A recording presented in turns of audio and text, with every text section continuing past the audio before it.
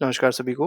तो देखिए यहाँ पर हम लोग एक सैम्पल पेपर डिस्कस करेंगे जो कि ओलंपियाड का होगा सोशल साइंस का क्लास 8th का। तो चलिए बिना टाइम वेस्ट किए देखते हैं फर्स्ट क्वेश्चन क्या कह रहा है। तो देखिए फर्स्ट क्वेश्चन में कहा गया Birsa was born in family of. तो बिरसा मुंडा के बारे में आपको पता होगा, ट्राइबल लीडर थे बहुत बड़े। तो ये किस फैमिली में बॉर्न हुए थे, किस फैमिली में इनका बर्थ हुआ था। मेनली इनकी ट्राइब पूछी गई है, तो मुंडास थे ये। तो बिरसा मुंडा को इनके नाम याद रखना है।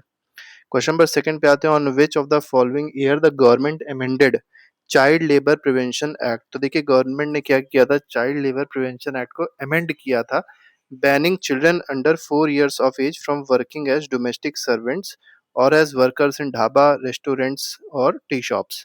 तो आपने देखा होगा 14 साल से कम के बच्चे भी बहुत सारे ऐसे होते हैं जो डोमेस्टिक सर्वेंट्स के रूप में काम करते हैं, ढाबा में काम करते हैं, रेस्टोरेंट में काम करते हैं, टी शॉप्स पे काम करते हैं। तो इसको बैन किया था चाइल्ड लेबर प्रिवेंशन एक्ट में। ये कब किया था सरकार ने, ये आपको यहाँ पर बताना है। तो ये अक्टूबर 2006 में किया था, 2006 में किया था। तो ए ऑप्शन बिल्कुल सही है आपका।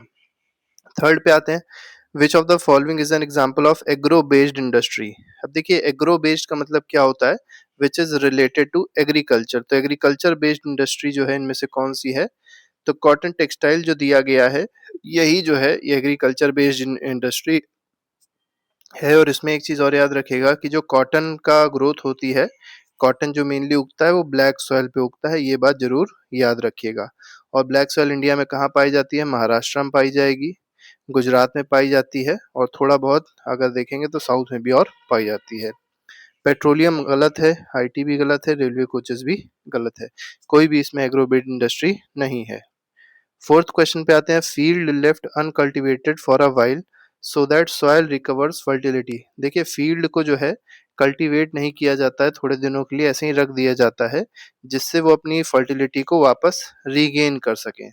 तो इस फील्ड को क्या कहा जाएगा, तो इस फील्ड को कहते हैं फैलो फील्ड। फेलो नहीं कहते, फैलो कहते हैं। FALLOW, फैलो याद रखिएगा, फैलो लैंड वही होता है। क्वेश्चन नंबर फिफ्थ पे आते हैं। फिफ्थ क्वेश्चन देखिए क्या कह रहा है। विच of the following which of the following the government of India has emphasized to ensure that every worker get fair wages। देखिए which of the following the government of India has emphasized to ensure that worker get fair wages। तो fair wages को मिलने के लिए government of India ने क्या initiative लिया है ये आपको बताना है। तो मेकिंग प्रॉपर लॉ नहीं, regular inspection of work sites, ये बिल्कुल सही है कि रेगुलर इंस्पेक्शन होना चाहिए जो वर्क साइट्स है वहाँ पे, जो भी ग्रीवियांस है लोगों की वो सुननी चाहिए। Stringent punishment for violating the law, तो जो लॉ बनाया गया है अगर कोई उसको वायलेट करता है तो उसके लिए बहुत ही टफ या बहुत ही हार्ड पनिशमेंट्स होनी चाहिए। तो ये दोनों ऑप्शन इसके सही हैं। तो फिफ्थ क्वेश्चन का जो सही आंसर है वो क्या हो जाएगा, both B and C is the correct answer. Question number six पे आते हैं। सिक्स क्वेश्चन देखते हैं क्या कह रहा है। देखिए सिक्स क्वेश्चन में कहा गया who issued a farman granting East India Company the right to duty free trade. ठीक है, ड्यूटी फ्री ट्रेड के लिए एक फरमान जारी किया था। ये किसने जारी किया था ये आपको यहाँ पर बताना है। मेनली इसमें क्या है कि ब्रिटिशर जो है वो ट्रेड कर सकते हैं, जो भी सामान है यहाँ से लेके जाके ब्रिटेन में बेच सकते हैं और उनको कोई अलग से टैक्स नहीं देना पड़ेगा। ये इसका एक इशू किया था फरमान, इसका एक फरमान जारी किया था। फरमान मतलब ऑर्डर समझ सकते हैं। तो ये किसने जारी किया था पूछा गया है, औरंगजेब ने जारी किया था। तो बी ऑप्शन बिल्कुल सही है। ठीक है, सिक्स्थ में बी ऑप्शन सही हो जाएगा। सेवेंथ क्वेश्चन पे आते हैं। Tipu Sultan was killed in. अब टीपू सुल्तान जो है, पहले तो ये आपको पता होना चाहिए कहाँ का ये रूलर था, मैसूर का रूलर था। ठीक है, मैसूर का रूलर था। और 4 एंग्लो मैसूर वॉर हुए हैं, याद रखिएगा। एंग्लो मतलब जब भी लग जाए तो ब्रिटिश होता है, और मैसूर, ठीक है, एंग्लो मतलब ब्रिटिश और मैसूर के बीच में 4 वॉर्स हुए हैं, जिसमें पहले 2 वॉर्स जो थे वो इसके फादर ने लड़े थे। आप लोग इनके फादर का नाम कमेंट बॉक्स में लिख के जरूर बताइएगा कि टीपू सुल्तान के फादर का नाम क्या था। ठीक है, हालांकि सेकंड में ही उनकी डेथ हो गई थी, तो सेकंड का आधा वॉर टीपू सुल्तान ने लड़ा, थर्ड भी टीपू सुल्तान ने लगा, और चौथे में टीपू सुल्तान हार गया था। तो पूछा गया थर्ड बैटल ऑफ पानीपत नहीं, थर्ड बैटल ऑफ मैसूर। देखिए पूछा क्या गया है, किसमें हार, किसमें उसकी डेथ हुई, हारा नहीं गया था। ठीक है, थर्ड बैटल ऑफ मैसूर में उसकी डेथ नहीं हुई थी। डेथ कब हुई थी, बैटल ऑफ सेरिंगापट्टनम में हुई थी, ये लास्ट बैटल था।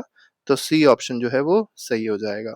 और यही बैटल ऑफ सेरिंगापट्टनम को क्या कहते हैं, फोर्थ एंग्लो मैसूर वॉर भी कहा जाता है। ठीक है, आगे बढ़ते हैं।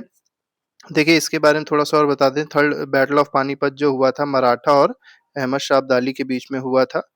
थर्ड बैटल ऑफ मैसूर बता ही दिया आपको। और बैटल ऑफ बक्सर जो है वो, इसमें एक तरफ अंग्रेज थे, ब्रिटिशर थे, और दूसरी तरफ कौन था, नवाब ऑफ बंगाल थे, नवाब ऑफ अवध थे और मुगल थे। तो ये तीनों मिलके किससे लड़े थे, ब्रिटिशर से लड़े थे, लेकिन ब्रिटिश जीत गए थे और ये हार गए थे। आगे बढ़ते हैं, क्वेश्चन नंबर फोर्थ पे, एट्थ पे आते हैं। द एवरेज अर्बन इंडियन, कोई भी अर्बन इंडियन है तो उसके बारे में कुछ पूछा गया आपसे, एक डेटा टाइप का पूछा गया है कि uses about dash of water every day, तो कितना वाटर यूज करता है एक अर्बन इंडियन, मतलब जो शहर में रह रहा है वो कितना वाटर पर डे यूज करता है। तो ये अप्रोक्सीमेटली 135 लीटर्स वाटर का यूसेज होता है एक अर्बन इंडियन का। नाइन्थ पे आते हैं, which of the following is most appropriate reason to separate the state and religion in democratic society. अब देखिए किसी भी डेमोक्रेटिक सोसाइटी में आपको बताना है कौन सा ऐसा रीजन हो सकता है जिसकी वजह से स्टेट और रिलीजन जो है, ठीक है, मतलब इसको सेपरेट क्यों रखा गया है, सब अलग अलग स्टेट्स आप देखेंगे, अलग अलग रिलीजन देखेंगे, ऐसा क्यों होता है, डेमोक्रेटिक सोसाइटी में ये चीज क्यों करी जाती है। So that state can not interfere into religious practices of its citizen, नहीं। So that every religion get an equal standing in eye of law, नहीं ये भी नहीं है। So that every festival can be enjoyed by everyone, ये भी नहीं है। So that the tyranny of majority and thereby violation of fundamental right may not occur, ये बिल्कुल सही है। ठीक है, कि किसी का वायलेशन ना हो, किसी के राइट्स का वायलेशन ना हो, इस वजह से क्या कर दिया गया है, स्टेट और रिलीजन को अलग अलग रखा गया है। स्टेट और रिलीजन ऐसे समझ सकते हैं, स्टेट का मतलब है गवर्नमेंट, ठीक है, और रिलीजन का मतलब है कोई भी रिलीजन हो सकता है, हिंदुइज्म हो सकता है, इस्लाम हो सकता है, क्रिश्चियनिटी हो सकती है। मतलब अगर गवर्नमेंट सपोर्ट करेगी तो तीनों रिलीजन को ही सपोर्ट करेगी, ऐसा नहीं कि केवल हिंदुइज्म को ही सपोर्ट कर रही है या केवल इस्लाम को ही सपोर्ट कर रही है या क्रिश्चियनिटी को सपोर्ट कर रही है, तीनों को बराबर, यही कह सकते हैं तीनों को ही सपोर्ट करेगी। जैसे एक एग्जाम्पल दे सकते हैं, हिंदुइज्म में आप देखेंगे तो बहुत सारी इवेंट्स होते रहते हैं जिसमें सरकार कुछ ना कुछ पैसा भी लगाती है, ठीक है, हो सकता है कोई ट्रस्ट हो जिसमें सरकार का भी थोड़ा बहुत कंट्रीब्यूशन हो। इसी तरीके से इस्लाम में, अब यहाँ पर एक बहुत इंपॉर्टेंट यात्रा, अमरनाथ यात्रा में सरकार बहुत इन्वेस्टमेंट करती है। इसी तरीके से हज यात्रा में भी सरकार का बहुत बड़ा इन्वेस्टमेंट होता है, सरकार सब्सिडी प्रोवाइड करती है। इसी तरीके से क्रिश्चियनिटी में भी होता है। तो इसीलिए गवर्नमेंट और रिलीजन को क्या रखा गया है, अलग अलग रखा गया है। तो मेनली ये है कि मेजोरिटी का जो है दबाव ना हो जाए किसी पे, और साथ ही साथ किसी का फंडामेंटल राइट जो है वो डिस्टर्ब ना हो, वायलेट ना हो। James mill, a Scottish economist and philosopher, divided Indian history into 3 periods. अब देखिए जेम्स मिल ने इंडियन हिस्ट्री को 3 पीरियड में डिवाइड किया है। वो 3 पीरियड क्या थे, तो हिंदू, मुस्लिम और ब्रिटिश, ये 3 पीरियड इन्होंने बताए थे। अब हिंदू क्यों कहा, क्योंकि एंशियंट इंडिया अगर आप देखेंगे तो ये मेनली रूल्ड बाय हिंदूज थे। इसी तरीके से मिडीवल इंडिया आप देखेंगे तो रूल्ड बाय मुस्लिम्स थे। और मॉडर्न इंडिया जो है, मतलब मिडीवल के बाद वाला एज अगर आप देखेंगे तो ये ब्रिटिशर ने रूल किया है। तो इस तरीके से जेम्स मिल ने इंडिया की हिस्ट्री को 3 पार्ट में डिवाइड किया है, हिंदू, मुस्लिम और ब्रिटिश। तो ये क्वेश्चंस थे, अगर अच्छे लगे हों तो लाइक जरूर करिएगा और चैनल को सब्सक्राइब करना मत भूलिएगा। बाकी के जो हैं वो प्लेलिस्ट में लगे हैं एमसीक्यूज, उसको आप जाके देख सकते हैं और अपना रिवीजन अच्छे से कर सकते हैं। Thank you very much, good bye, जय हिंद।